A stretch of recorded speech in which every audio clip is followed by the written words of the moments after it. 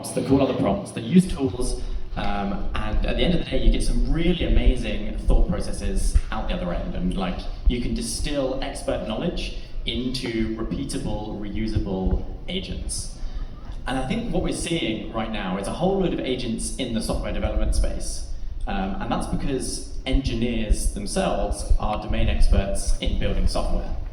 But what we're not seeing is agents across the broad spectrum, the long tail, in fact, just across the entire industries of the GDP of the world.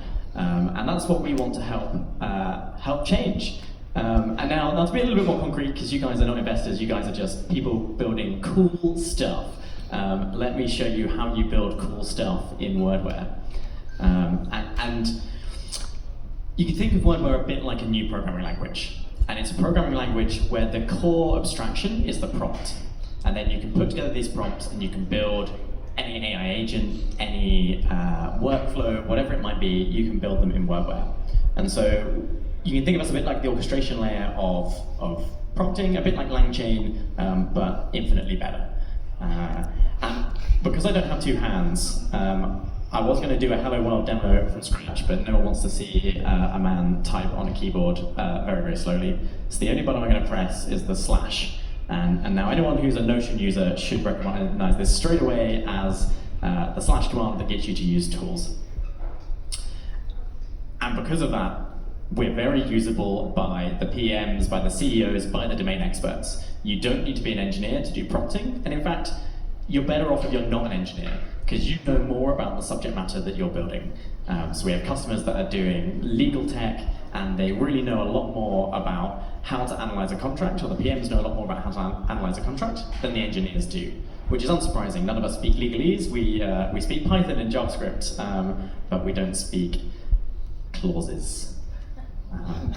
So this is what the hello world looks like. And basically a prompt is abstracted into a function, and you can define inputs, and then you can write some prompt, and then you do a generation. And a generation is an output from a language model. It can make use of any of the best language models. We want to be as frictionless as possible. We want you to optimize your cost, quality, and latency for whatever use case you have. And now if I run this, and I typed in GitHub earlier because I'm a pro. We will get a hello GitHub, it's great to see you today, output from the language model. Super boring, but hopefully gives you a little bit of the concept of what's going on. Now, if you really want to, you could share this directly with your team, and they could be as powerful a prompt wizard as you are, or you can deploy it and trigger it from your API.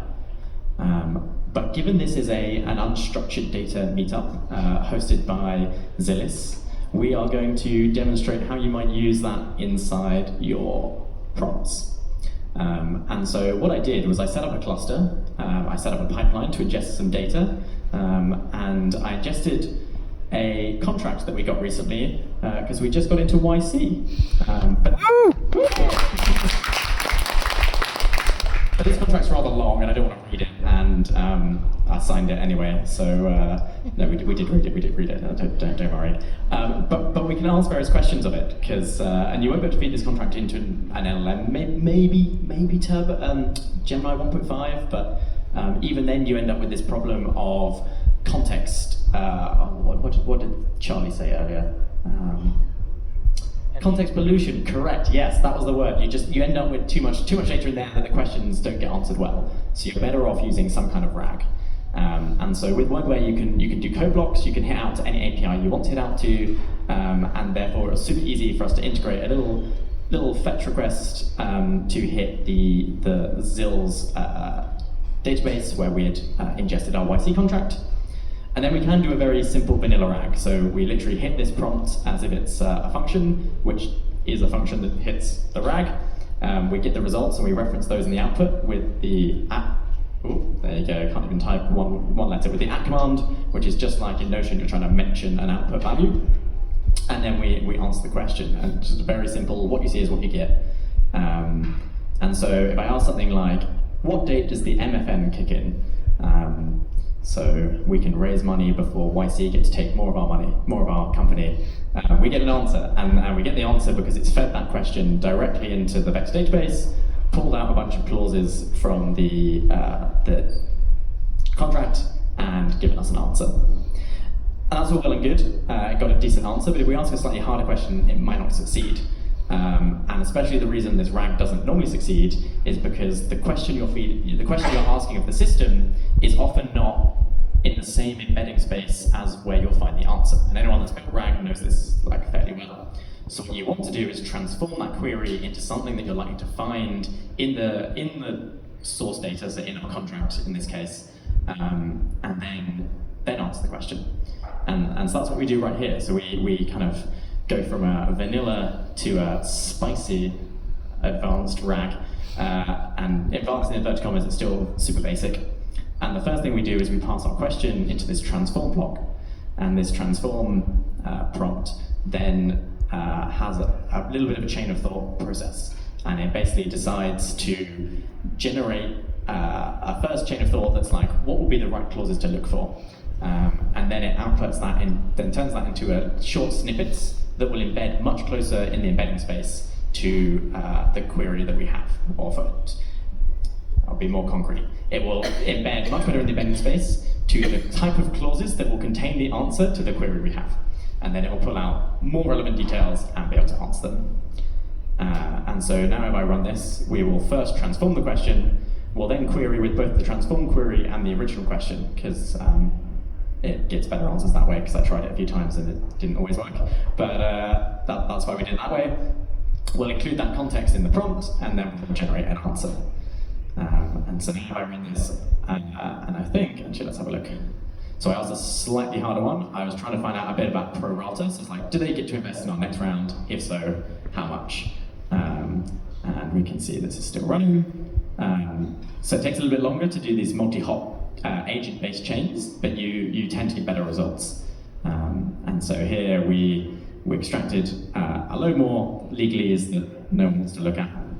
And we basically got an answer that they have participation rights, and they do get to take some amount, but apparently our RAG did not work well enough that we did not get the exact percentage out. But what you can see here is the result of the transform query. And so, given a little bit more prompt engineering, not just the sort of little bit of time I had before this demo, I'm sure we could get a much better query transform and be able to answer a range of questions.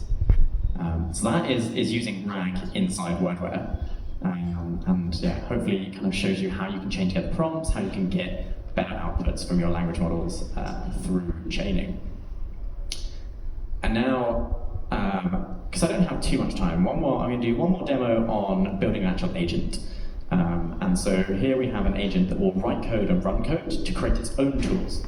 And that's really useful because once you've built a tool, you can then reuse it. And so we give it the ability to use Google search and to write code and run code. And it's set up as a React-based agent, which is a very, very simple agent. It's a thought, action, input, observation loop. And we run that literally specified as a loop in Wordware, where we first generate a thought, then we generate an action. Then we have an if statement that decides if that action's a Google search. We'll run this Google search, which is just another little bit of code that hits out to Google.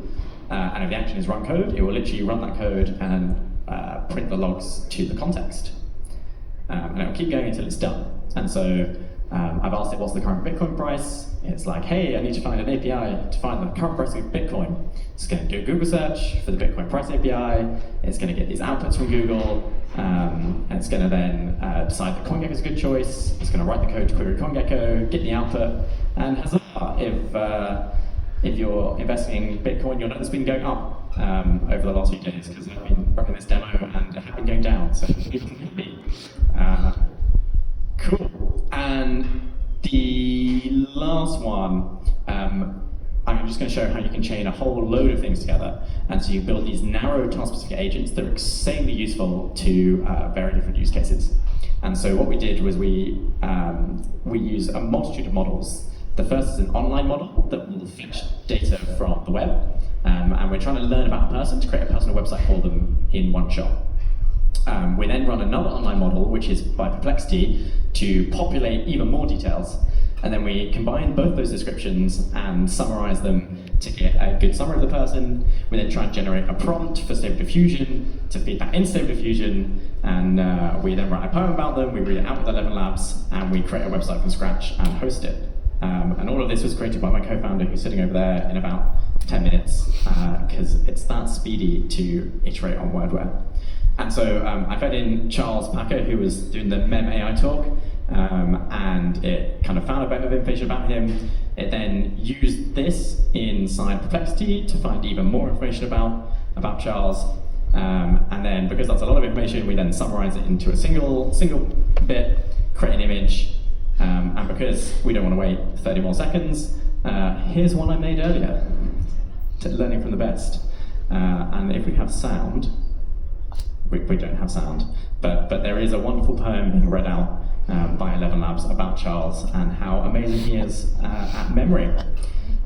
So that is Wordware. That is where we're at. We're building narrow task-specific agents for everybody. So they're to be built with domain experts in collaboration with engineers.